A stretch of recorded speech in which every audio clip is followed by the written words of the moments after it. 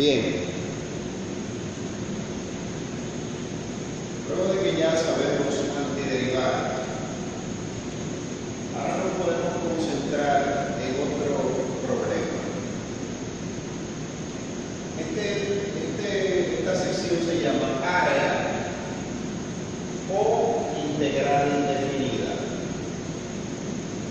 La sección anterior se llamaba integral indefinida por la constante indefinida. En esta sección veremos que nuestro problema no habrá una constante indefinida. De hecho, encontraremos un valor real de una función. Por eso, la diferencia entre aquel problema era hallar una antiderivada, se le llama una integral indefinida. Este problema es hallar el área, y el área tiene que darnos un número, entonces esto se le llama integral indefinida. Es decir, vamos a ver cuál es el problema del área. En muchas aplicaciones de la matemática, sea física, mecánica, biología, estadística, muchas aplicaciones de la matemática, es necesario encontrar el área por encima del eje X, pero por debajo de una función. Aquí vemos un ejemplo sencillo. Si la función f de x es constante, una línea recta horizontal que pasa por K, y yo quiero en un tramo comprendido entre A y B encontrar esa área, yo digo, bueno, lo que se me forma es un rectángulo, ¿verdad que sí? Y el área de un rectángulo sencillamente es base por altura. En este caso la base es K y la altura es B menos A. ¿Correcto? Y ahí consigo el área. Dice, mira, pero si tú tienes una función lineal, tú quieres encontrar el área entre el eje X y esa función en un tramo. Dice, bueno, se me acaba de formar un trapecio. Y el trapecio, el área es base mayor más base menor, f de A, entonces esta altura es f de A más f de B, base mayor más base menor, por la altura sobre 2. La altura es B menos A, la longitud de X sobre 2. Es decir, nosotros sabemos cómo encontrar el área de cuadrados, de rectángulos, de triángulos, de trapecios. Si esa función me formara un cuadrado, un rectángulo, un triángulo, un trapecio o cualquier polígono se puede subdividir en triángulos y usted encuentra el área de todos los triángulos y luego la suma. ¿Correcto? Pero ¿qué pasa cuando yo tengo una función que no tiene, o una figura que no tiene forma conocida? Por ejemplo, esta función ni es un triángulo, ni es un cuadrado, ni es un rectángulo, ni es un trapecio, ni es un polígono. ¿Qué pasa? Eso se llama una figura amorfa. Una figura amorfa. Amorfa quiere decir sin forma. No es que no tiene forma en realidad, es que no tiene forma reconocible, ¿verdad? No tiene una forma identificable, es una forma, digamos, amorfa. Entonces, ¿qué pasa cuando yo quiero encontrar el área sobre el eje X, pero por debajo de la función f de X, que no tiene una forma cómoda, ¿verdad? Entre las rectas verticales X igual A y X igual B. Pues vamos a resolver este problema, porque este es muy fácil, ¿verdad que sí? Pero ¿qué pasa cuando quiero encontrar el área bajo esa función amorfa? Pues bien, vamos a definir ese problema, vamos a ponerle un nombre y le vamos a llamar integral definida desde A hasta B de f de X diferencial de X. Es decir, la integral desde A hasta B, o puede decir integral definida de f de X diferencial de X, es el problema de encontrar el área desde la recta vertical X igual A hasta la recta vertical X igual B encima del eje X y por debajo de la función f de X, diferencial de X. Este es uno de los dos problemas más importantes del cálculo. El primer problema era el problema de la pendiente, que ya lo resolvimos, encontrando la derivada de una función. ¿Verdad? Encontrando la derivada de una función podemos encontrar la pendiente de la función en cualquiera de sus puntos. Pues resolviendo la integral podemos resolver el otro problema, que es encontrar el área por debajo de una función que no tiene una forma conocida.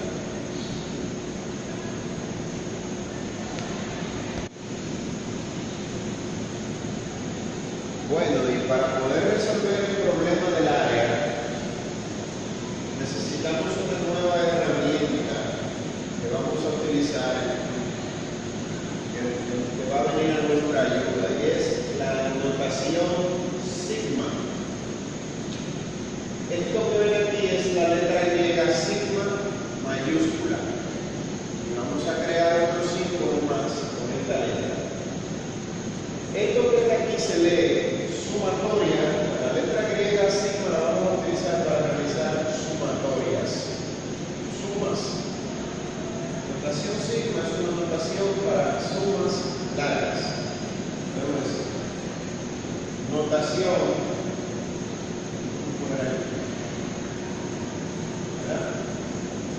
para sumas largas. Es decir, es una manera de resumir.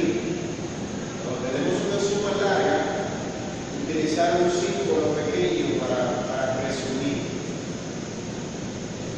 Esto se lee sumatoria desde I igual 1 hasta N de A sub I. Así mismo. ¿Tiene A sub I? Una fórmula, un símbolo, una función. Claro, esa función va a ser una función de los números naturales, no de los reales. Por ejemplo, si yo tengo la sumatoria desde I igual 1 hasta N de A sub I, ¿qué voy a hacer? ¿Cuál es el procedimiento? Voy a ir variando y va a tomar todos los números naturales desde 1 hasta N. Entonces, A sub I, esto es una forma por comprensión de expresar esto. Es decir, A sub 1, más A sub 2, más A sub 3, más A sub 4, más A sub 5, más A sub 6, más A sub 7, hasta llegar a sub N. Ejemplo, si yo tengo la sumatoria desde I igual 1 hasta 7 de I al cuadrado, ¿verdad? Dijimos que iba a variar desde 1 hasta N, y N es 7. Entonces iba a variar, va a tomar los valores 1, 2, 3, 4, 5, 6 y 7. Aquí lo tiene. ¿Quién es I cuadrado? 1 cuadrado, 2 al cuadrado, 3 al cuadrado, 4 al cuadrado, 5 al cuadrado, 6 al cuadrado, 7 al cuadrado. Pero si yo tengo la sumatoria desde I igual 4 hasta 16, ya sabemos que iba a tomar los valores 4, 5, 6, 7, 8, 9, 10, 11, 12, 13, 14, 15, 16. Y si mi A sub I, en este caso es I al cubo sobre 2, entonces I comienza en 4, 4 al cubo sobre 2, 5 al cubo sobre 2, 6 al cubo sobre 2, 7 al cubo sobre 2, 8 al cubo sobre 2, 9 al cubo sobre 2, hasta llegar a 16 al cubo sobre 2. Y luego todo se suma. Es decir, el A sub I me da una fórmula para cada término de la sumatoria. Miren este caso que interesante, sumatoria desde I igual 1 hasta infinito. Este es mi A sub I, 2. Y comienza en 1, ¿verdad? 2 por 1, 2 por 2, cuando I vale 3, 2 por 3, cuando I vale 4, 2 por 4, 2 por 5, 2 por 5, cuando I vale 1000, 2 por 1000. Y tengo que continuar hasta el infinito. Eso es imposible, pero representarlo no es imposible. Miren lo poderosa que es la notación sigma, que una suma infinita, yo no tengo tinta suficiente para representarla, pero al poner este símbolo la puedo representar.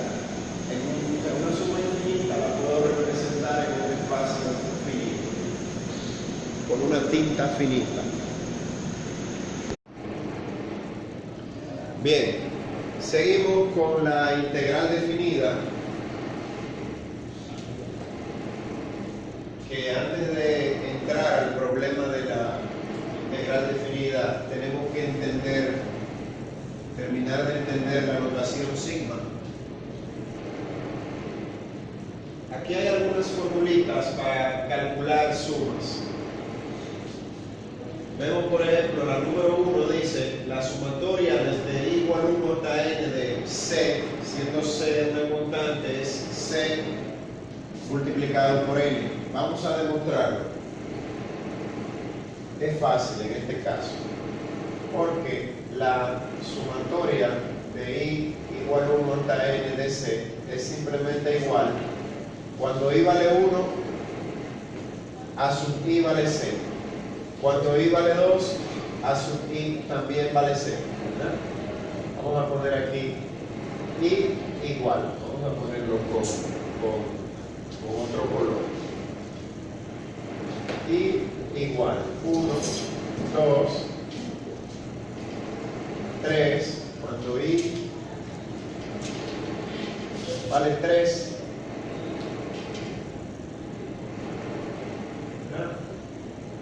Vale 3, también el término enésimo vale 0, o sea, es constante. Cuando i vale n menos 2, cuando i vale n menos 1, cuando i vale n. O sea, n veces c, o sea, c por n. Demostrado.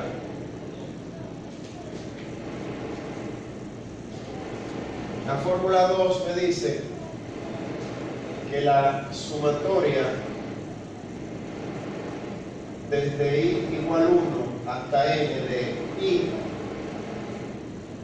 es n por n más 1 sobre 2. Vamos a demostrarlo. Pues como es simplemente i, el término enésimo, cuando i vale 1, la fórmula vale 1, ¿verdad? 1. Cuando i vale 2, 2, cuando i vale 3, 3, cuando i vale 4, 4.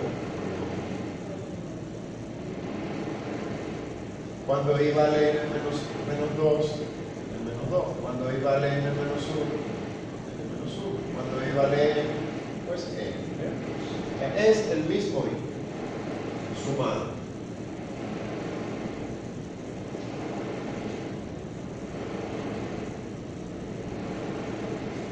Vamos a ver. Demostrar esta fórmula es muy fácil. Un matemático antiguo se dio cuenta de eso. Tomemos los valores extremos. Vamos a tomar 1. Si sumo 1 y n, ¿qué obtengo? N más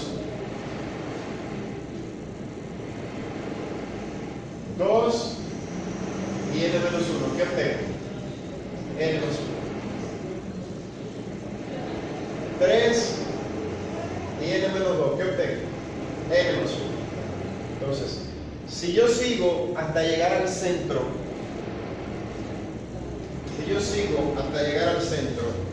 todos valen n más 1. N más 1.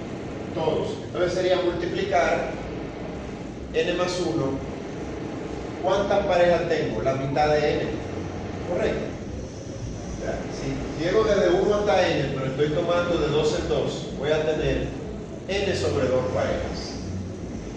N sobre 2. Por lo tanto, n por n más 1 sobre 2. Así se puede buscar algún método para demostrar también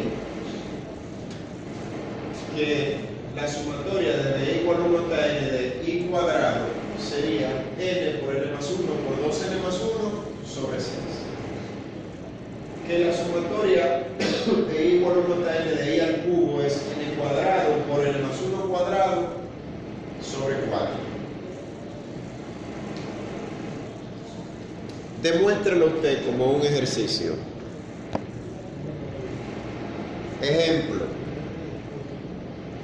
Si tengo la sumatoria desde i igual 1 hasta n de i más 1 sobre n cuadrado, pienso lo siguiente. Todos los términos van a estar divididos entre n cuadrado. Cuando i vale 1, 1 más 1 entre n cuadrado. Cuando i vale 2, 2 más 1 entre n cuadrado. Entonces, bien, yo podría tomar ese 1 sobre n cuadrado y sacarlo fuera. ¿Verdad? Y dejar aquí dentro i más 1. También yo podría esa suma ahora entonces distribuirla. 1 sobre n cuadrado y poner la sumatoria de i igual 1 hasta n de simplemente i más la sumatoria de i igual 1 hasta n de simplemente 1. Ahora bien, esta que está aquí, utilizo esta fórmula, ¿verdad? N por n más 1 sobre 2 más. Y esta que está aquí es una constante, la constante por n. Entonces sería 1 por n. Y ya esto simplemente tengo que simplificarlo. Esto va a ser igual a n por n más 1 sobre 2n cuadrado, pasando n cuadrado allá, más n sobre n cuadrado. Sería como si yo quiero aquí, entonces multiplico, ¿verdad?, por 2 entre 2 para tener el mismo denominador. Sería aquí entonces el denominador 2n cuadrado, n por n cuadrado, n por una n, más 2n, ¿verdad? Me da 3n. Pero ya yo veo que arriba y abajo puedo dividir entre n. En lugar de n cuadrado más 3n, voy a tener n más 3. Y en lugar de 2n cuadrado, pongo 2n. O sea, dividí entre n arriba y abajo. Y esta es mi formulita. Entonces, si yo tuviera, por ejemplo, que n igual 100, la sumatoria desde i igual 1 hasta 100 de i más 1 sobre n cuadrado, ¿verdad?, sobre 100 al cuadrado sería, ¿verdad?, en este caso sería igual a, ¿quién es n? 100. 100 más 3 entre 2 por 100 sería 103 sobre 200.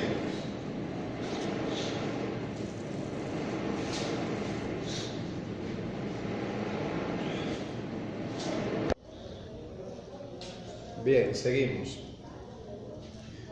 Ahora que dominamos la notación sigma, podemos calcular algunas sumas que nos serán muy útiles para aproximar las integrales definidas. Supongamos que hacemos este esquema donde tenemos la función, una función f de x entre a y b. Es decir, vamos a tomar el intervalo a, b, el intervalo cerrado a, b, y vamos a subdividirlo en n subintervalos. N es un número natural elegido por nosotros. N subintervalos. Es decir, tomamos entre a y b n coordenadas. A es la coordenada 0, x sub 0, y luego tomamos n coordenadas. X sub 1, x sub 2, x sub 3, x sub 4, x sub n menos 2, x sub n menos 1, hasta que llegamos a x sub n, que es igual a b. Y producimos n subintervalos dentro del intervalo a, b. Llamaremos, ¿verdad?, las coordenadas del intervalo, de un intervalo, llamaremos x sub i menos 1, la inicial, coma, x sub i, son las coordenadas extremos del subintervalo i. Este entonces es el subintervalo 1, subintervalo 2, subintervalo 3, subintervalo 4, subintervalo i, subintervalo n-1, subintervalo n. Tenemos dos opciones. Podemos hacer que el ancho de cada subintervalo sea igual o no. Si todos los subintervalos tienen el mismo ancho, esto se llama una partición regular. Es decir, hemos partido el intervalo A, B de manera regular. En este caso sí lo hicimos regular. Delta X, delta X, ¿verdad?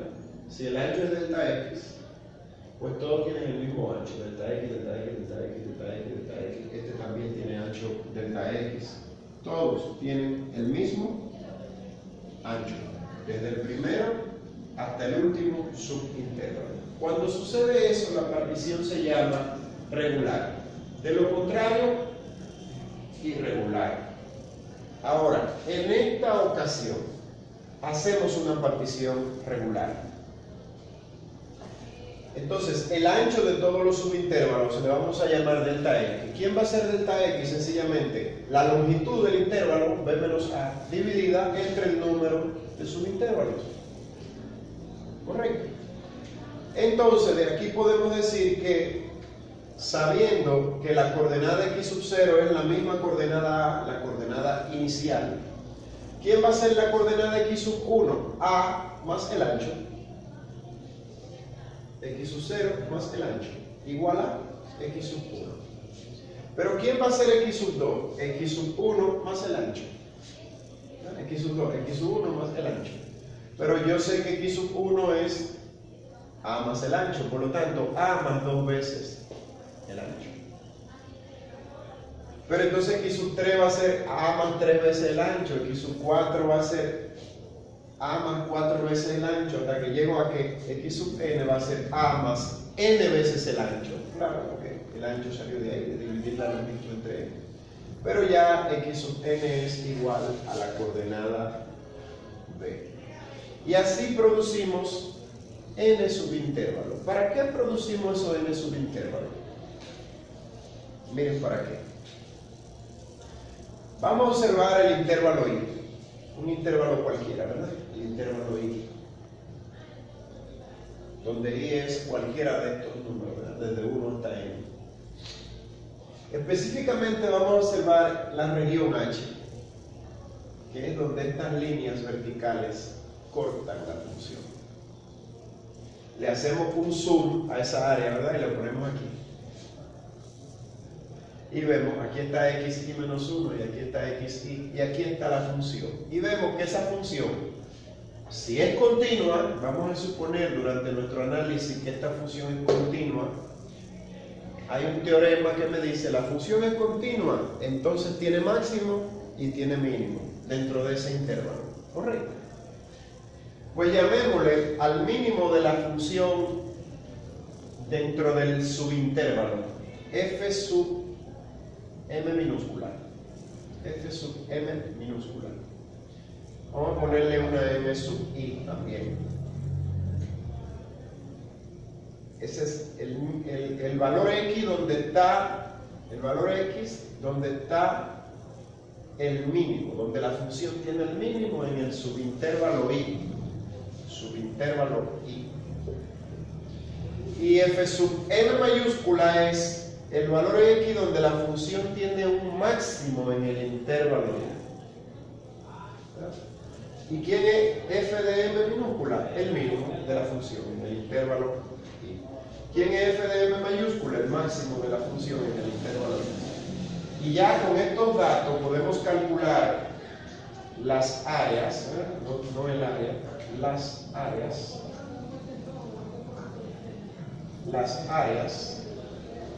de dos rectángulos.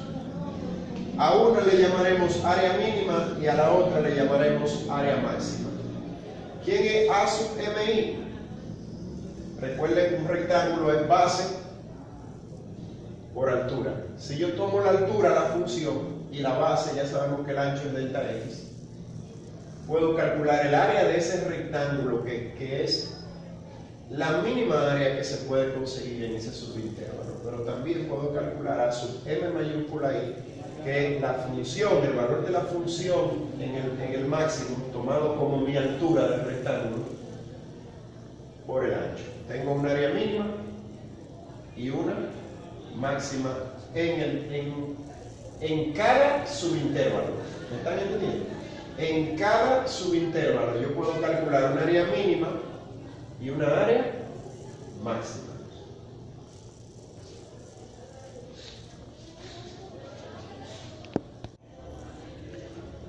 Luego de que tengo el área mínima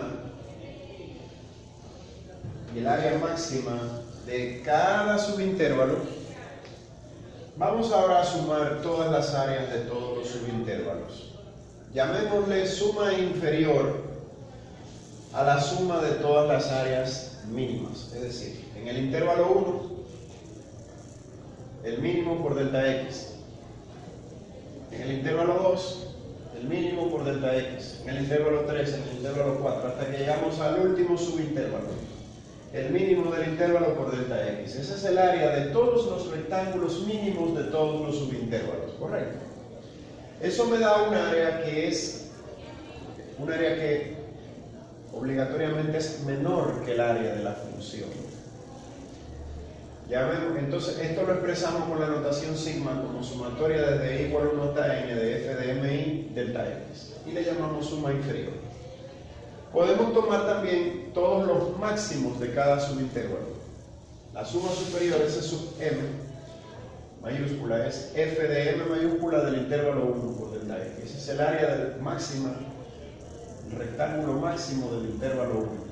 El rectángulo máximo del intervalo 2, hasta que llegamos al rectángulo máximo del intervalo n. Tenemos un área que es mayor que el área de la función. Es la sumatoria desde i igual a 1 hasta n de f de m mayúscula sub i delta x.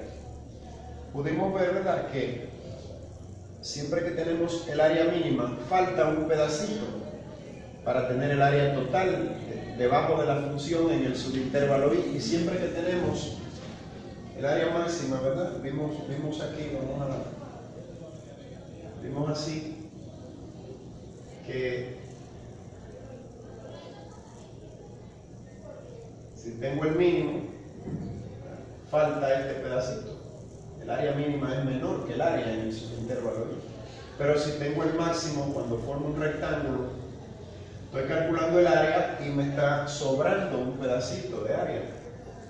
Es decir, que cuando calculo el área mínima en el subintervalo i, siempre estoy calculando un área de menos. Y cuando calculo el área máxima en el subintervalo i, siempre estoy calculando un área de más. Entonces, como ya yo definí la integral como el área exacta, puedo decir que la sumatoria mínima está por debajo y que la sumatoria máxima está por encima del área bajo el gráfico entre A y B. Es decir, que la suma inferior es menor o igual que la integral de A a B de la función, menor o igual que la suma superior. Pero atiendan aquí. Claro que en cada subintervalo yo estoy cometiendo un pequeño error en el cálculo del área, pero a medida que n aumenta, supongan ustedes que yo subdivida esto aquí, que yo subdivida, el error disminuye. Si yo aumento la cantidad de rectángulos al doble o al triple, mientras más rectángulos yo utilizo, el error ya sea en la suma inferior o superior, no es difícil verlo geométricamente que el error disminuye. Pero si yo aumento el número de rectángulos, estoy aumentando n. Pero si yo aumento n, como tengo que dividir entre n para calcular delta x, el ancho, entonces delta x disminuye. Es decir, que a medida que delta n aumenta, delta x disminuye. Y las aproximaciones mejoran. O sea, que si yo calculo el límite cuando n aumenta, lo puedo aumentar hasta el infinito. pero a la misma vez, cuando n aumente más y más, delta x se va a hacer cada vez más pequeño, tiende a cero. Si yo calculo el límite de la suma mínima, al final me va a dar el área exacta. El error se va a ir reduciendo, reduciendo, reduciendo, reduciendo. Pero también si calculo el límite de la suma máxima está por encima del área, pero se va a ir acercando. Es decir, este intervalo se va a ir reduciendo va a ir acotando el área hasta que va a ser exactamente igual al área.